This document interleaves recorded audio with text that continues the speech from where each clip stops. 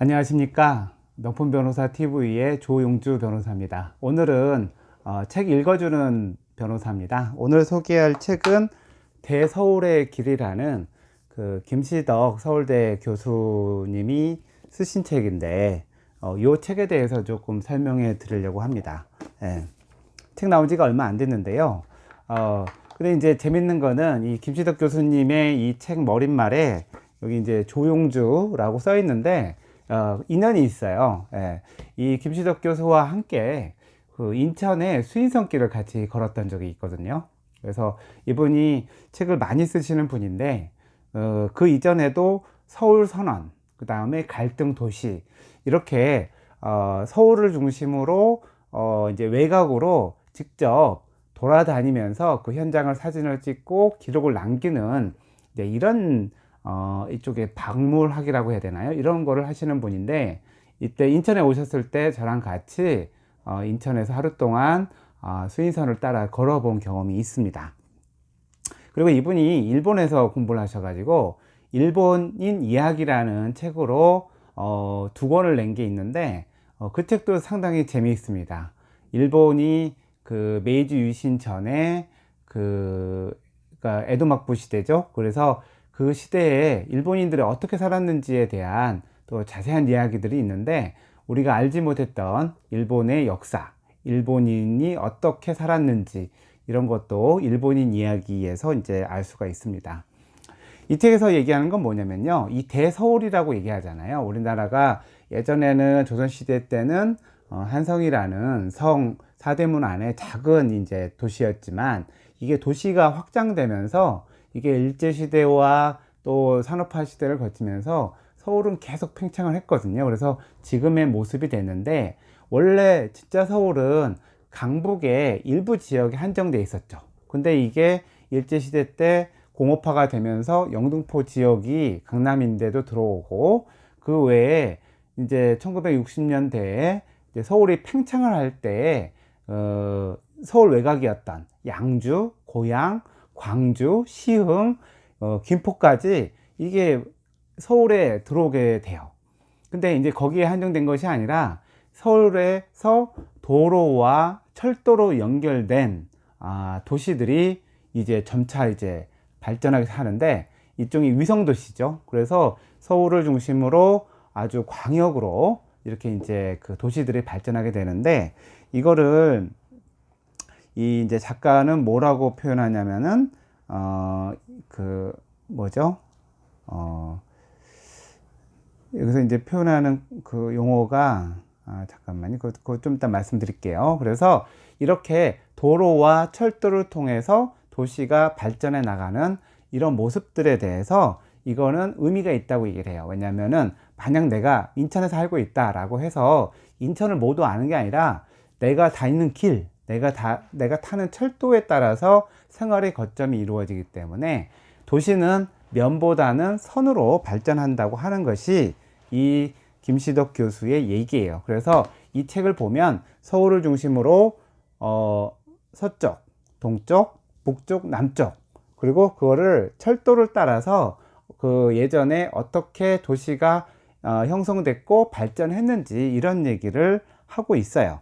그래서 이 서울이 서울만이 아니라 이 모든 철도와 도로로 연결된 것을 대서울이라고 얘기하고 또 우리나라 동남권에 부산 같은 경우에 그것도 부산을 중심으로 뭐 양산, 김해, 뭐 울산, 뭐 창원까지 대부산권이 이제 있는 거죠. 우리가 이제 용어로는 이제 메트로폴리스다라고 이제 말씀을 드리는 게 바로 그 얘기입니다. 그래서 김시덕 교수는 이제 대서울이라는 용어를 쓰고 있죠. 그런데 이제 이런 그 도로와 철도 이 공간 구조를 언제 주로 많이 만들었냐면은 대부분 일제시대예요. 일제시대에 근대화와 산업화가 오면서 또 여러 가지 이유로 많은 철도가 만들어지고 그 다음에 길이 만들어졌죠. 일제시대 때는 철도가 많이 만들어졌지만 우리가 이제 해방이 되고 산업화 시대에는 고속도로라는 개념으로 이제 광역 도로들이 생기기 시작하는데 일반 도로와 고속도로는 차이가 있어요. 왜냐하면 일반 도로는 중간에 빠지는 길들이 많은데 고속도로는 빠지는 길이 일정하게 그러니까 일정한 곳에만 있죠. 아무 데서나 고속도로는 빠져나갈 수 없기 때문에 고속도로는 광역적으로 개발될 수밖에 없고, 도로는 언제든지 이제 나갈 수 있는 것이기 때문에 고속도로와 도로는 이제 구분이 되어서 말씀을 드릴 수가 있어요. 이 저자가 아마 고향이 부천 쪽인 것 같은데, 이 부천에 예전에 김포선이라는 데가 있었대요. 그래서 이 김포선이 이 김포까지, 부천에서 김포까지 가는 길이 있었는데, 이거를 따라가는 이 저자의 추억이 많은데, 저도 이제 뭐 답사를 가거나 그렇게 되는데, 저는 이제 도시재생지 답사를 가거든요. 근데 도시재생지 답사를 가서 사진 찍고 이렇게 막 가면 사람들이 이렇게 쳐다봐요. 그리고 물어봐요. 당신 뭐 하는 사람이냐고. 그래서 저는 도시를 공부하는 사람이고 도시재생지를 답사하고 기록을 한다라고 얘기하는데, 이분들은 이제 뭐 이게 재개발이 되거나 수용이 되거나 하면서 이렇게 와서 공무원들이나 또 아니면은 그 지주 작업이라고 해가지고 막 이렇게 막 뭐 이렇게 개발하려고 살려고 하는 그런 사람으로 보아가지고 때로는 이렇게 안 좋은 눈으로 보는 경우도 있는데, 여기 그 김시덕 교수도 마찬가지인가 봐요. 이렇게 옛날 동네를 다니면 당신 누구냐, 왜 와서 사진을 찍느냐, 왜 돌아다니느냐 이렇게 해가지고 물어보는 사람들이 가끔 있다고 합니다. 그리고 불편해하는 경우도 있다고 얘기를 하거든요.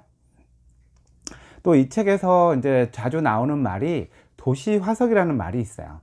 도시 화석이 뭐냐면은, 화석이라는 것은 옛날 건데 지금도 남아있는, 그래서 옛날에 어떻게 했는지를 가르쳐 주는 곳을 이제 도시 화석이라고 표현을 해요. 그래서 예를 들어서 어느 동네에 가면 그 동네 이름이 있고 그 동네의 유래가 되는 뭐가 있는 경우가 있어요. 예를 들어서 제가 예전에 살았던 화수동에는 쌍우물이라는 데가 있는데, 그러면 거기 가면은 쌍우물 로가 있고 쌍우물 표시가 돼 있긴 해요. 근데 예전에는 거기서 뭐 우물에서 물을 갖다 먹었던 것 같긴 한데, 지금은 수도가 다 들어왔기 때문에 이 쌍우물이라는 게 별로 의미가 없어요. 근데 실제로 가보면은 쌍우물이 아니라 우물 하나밖에 없는데, 쌍우물로라고 해가지고 또 모형 또 우물도 만들어 놓기도 했어요. 그래서 이렇게 옛날부터 사람들이 사용했고 그 지명이 되고 그 유래가 있는 곳을 우리가 도시 화석이라고 하는데, 이 그 김시덕 교수가 바로 이런 도시 화석을 찾아다니면서 옛날에는 이 어떤 곳이었다, 그러나 지금은 다른 곳으로 변했다, 이런 얘기를 이 책에서 많이 이제 설명을 하고 있어요. 이제 뭐 동서남북이 있기 때문에 다 말씀을 드릴 수는 없지만, 그래도 의미 있게 제가 잘 몰랐던 부분들이 이제 서울의 북부 지역들이에요. 예전에 이제 서울 북부로 가는 길은 서쪽으로 가는 길은 경의선이 있었는데, 이 북부 쪽으로 가는 길은 이제 경원선이라는 게 있었고, 이 경원선이 원래는 경부선 다음으로 사람들이 많이 이용하던 곳이었다고 해요. 근데 이게 철원에 가서 끊기고, 이게 원래 원산까지 가고 금강산도 가는 길이긴 한데, 그것이 이제 전쟁을 통해서 이제 이게 단절이 되니까 그쪽에 이제 어떤 그 철도를 많이 이용했던 그런 것들이 남아 있는데도 불구하고 지금은 이제 흔적들이 많이 없어지고 있죠. 그 다음에 뭐 남쪽으로는 뭐 이제 뭐 수원이나 오산, 또 수려선이라고 해가지고 수원에서 여주까지 가는 그런 기차 지금 이제 만들어져 있는데, 예전에는 그게 수인선까지 연결돼서 이제 여주에서 나오는 쌀을 인천항으로 가져가서 이제 일본으로 가져가는 그런 단선인 철도가 있었어요. 그래서 여기 이제 여러 가지 이제 수도권에 있는 여러 가지 철도 이야기를 많이 하는데, 정말 몰랐던 부분들을, 근데 그게 우리 도시 공간 구조에 그대로 남아서 생활을 하고 있어요. 근데 사람들이 뭐 그곳이 무엇이었는지는 잘 모르지만 아무튼 그게 어떤 화석처럼 남아서 우리 생활에 영향을 미치고 있다는 거죠. 그래서 사실상 서울선언 갈등도시 이외에 그 다음에 이 서울권에 대한 세 번째 책인 이 대서울의 길, 그 옛날 얘기 들려주는 그런 책 같은 건데, 현정을 고증해서 재밌게 이렇게 이 얘기를 하고 사진도 많이 있어서 철도와 도로, 도시 공간에 대해서 관심이 있는 분들은 한번 읽어볼 만한 것 같습니다. 오늘 책의 소개를 마쳐드리도록 하겠습니다. 감사합니다.